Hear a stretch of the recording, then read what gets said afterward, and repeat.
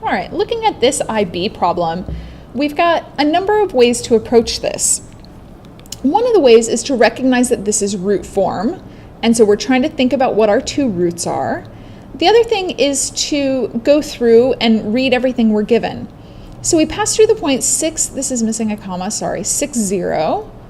So I'm going to make some axes. Here is 6, 0 here. So that's a root for sure.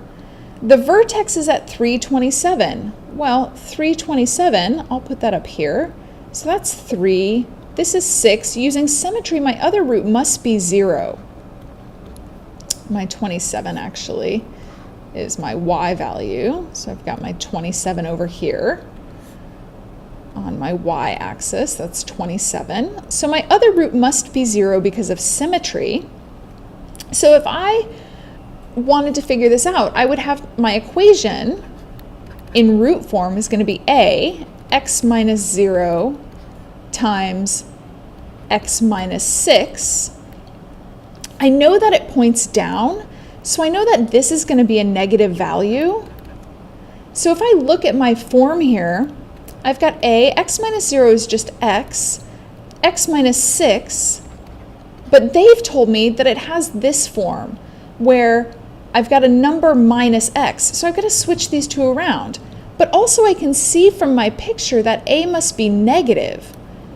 So if a is negative, but here they've said that p and q are positive, so instead of a they have a p, they've made it a positive number. So I'm taking this negative number from a and I'm going to multiply it over here. So I'm going to make a positive by getting rid of its negative. And I'm going to put that negative, multiply it here. Negative times x is negative x plus 6. And now I can rearrange it, px 6 minus x. So now it looks like their form. And this lets me say that q must be 6. The vertex is at 327, which we knew. So now we're going to find p. So when y is 27, my x value is 3.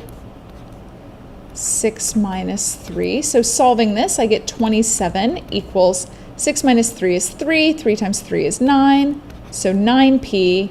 That must mean that p is 3.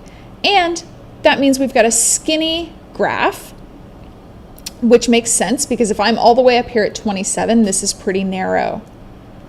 Write down the range? Well, I can write down the range as soon as they tell me my vertex. So my range starts at 27 and keeps going down. My range is all y values less than or equal to 27.